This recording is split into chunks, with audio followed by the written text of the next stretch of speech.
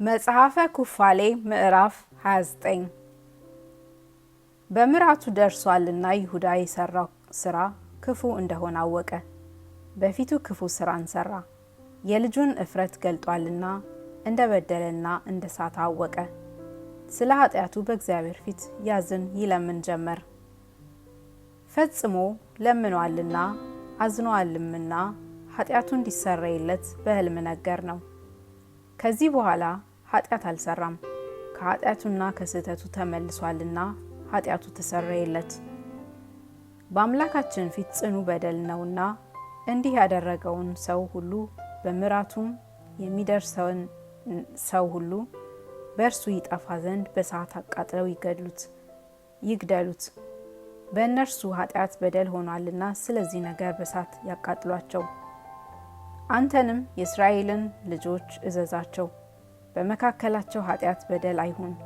በምራቱና በአማቱ የሚደርስ ሰው ሁሉ በደልን አድርጓልና በእርሷ የደረሰውን ሰው በእሳት አቃጥለው ይገድሉት፣ ሴቲቱንም ይግደሏት። ቁጣውም መቅሰፍቱም ከእስራኤል ይርቃል። ለይሁዳም ሁለት ሁሉ ልጆቹ እንዳልደረሱባት ነገር ነው። ስለዚህ ነገር ልጁ ለሌላ ነገድ ሆነ። በየዋህነት ሄዷልና ፍርድንም መርምሯልና ልጆቹ አልጠፉም። አብርሃም ለልጆቹ ያዘዛቸውን ፍርድ ወዷልና ይሁዳ በእሳት ያቃጥሉት ዘንድ ወደደ። በ45ኛው ኢዮቤልዩ በ3ኛው ሱባኤ በመጀመሪያው ዓመት በአገሩ ሁሉ ድርቅ ይመጣ ጀመር። ዝናብም በምድር መዝነቡን ተወ። በምንም የሚዘንብ ዝናብ አልነበረምና በምድር ድርቅ ሆነ። በግብፅ አገር ግን ምግባቸውን ይሰጣቸው ዘንድ ዮሴፍ የሰበሰበው እህል ነበረ። አዝመራ በሆነበት በ7ቱ ዓመት ዮሴፍ የግብፅን እህል ሰብስቦ አኑሮ ነበርና ምግባቸውን ይሰጣቸው ዘንድ የግብፅ ሰዎች ወደ ዮሴፍ መጡ። የመጀመሪያው ዓመት ስንዴ ያለበትን ጎተራ ከፍቶ በግብፅ ላሉ አሕዛብ በወርቅ ሸመተላቸው። ያዕቆብም በግብፅ እህል እንዳለ ሰማ። ከግብፅ እህል ሸምተው ያመጡለት ዘንድ 10ሩን ልጆቹን ላከ። ብንያምን ግን አልሰደደውም። ወደ ግብፅ ከሚሄድ ነጋዴ ጋር ደረሱ። ዮሴፍ አወቃቸው፣ እነሱ ግን አላወቁትም። ከእነርሱም ጋር ተነጋገረ። እናንተ ጉበኞች አይደላችሁምን ብሎ ጠየቃቸው። የአገሩን መግቢያ ልትሰሉ ዘንድ መጣችሁ ብሎ አሰራቸው። ከዚህ በኋላ ፈታቸው። ስምዖንን ብቻ አስቀረ። 9ኙን ወንድሞቹን በአቅማዳቸው ስንዴው ሞልቶ ሰደዳቸው። በወርቃቸውንም በአቅማዳቸው ጨመረላቸው። እነርሱም ግን አላወቁም። አባታቸው በሕይወት እንዳለ ታናሽ ወንድማቸው እንዳለ ነግረውታልና ታናሽ ወንድማቸውን ያመጡ ዘንድ አዘዛቸው። ከግብፅ አገር ወጥተው ወደ ከነዓን አገር ደረሱ።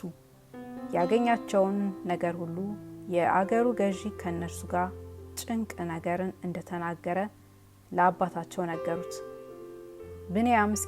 ብንያምን እስኪያመጡ ድረስ ስምዖንንም መያዣ አድርጎ እንዳስቀረው ለአባታቸው ነገሩት። ያዕቆብም የወላድ መካን አደረጋችሁኝ፣ ዮሴፍ አለ፣ ስምዖን አለ፣ ብንያምንም ትወስዱብኝ ነውን? ክፋታችሁ በእኔ ደረሰ። ልጄ ከእናንተ ጋር አይሄድም፣ በመንገድ ቢታመም ይሞትብኛል። እናታቸው 2 ልጆች ወልዳ ነበርና አንዱ ሞተ። ይህንንም ትወስዱብኝ ነውን? በመንገድ ታሞ ቢሞት ያረጀ ሰውነቴን በሐዘን ወደ መቃብር ታወርዳላችሁ አላቸው። ወርቃቸው ሁሉ ተቋጥሮ እንደተመለሰ አይቷልና ስለዚህ ነገር እሱን መስደድ ፈራ።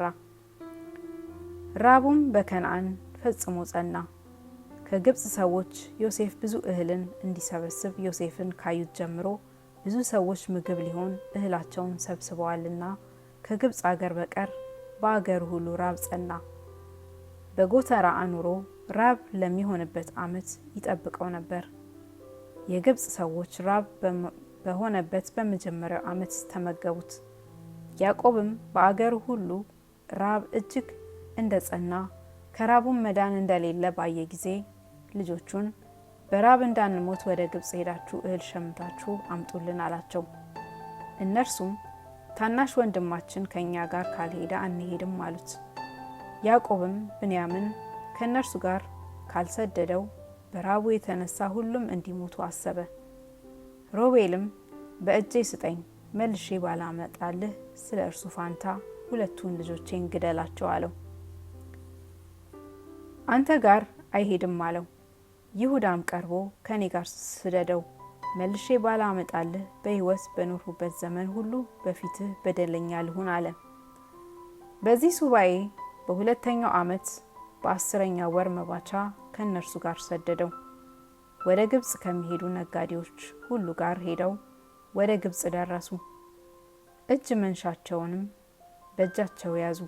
ይኸውም የያዙት እጅ መንሻ ልባንጃ የሚባል ሽቱ፣ ለውዝ፣ ገውዝ፣ ጠርቤንቶስ የሚባል ሽቱ፣ የማር ወለላ ነው። ወደ ግብጽ ደረሱ። በዮሴፍም ፊት ቆሙ። ወንድሙን ብንያምን ባየው ጊዜ አወቀው። ትንሽ ወንድማችሁ ይህ ነውን? አላቸው። አዎን ይህ ነው አሉት።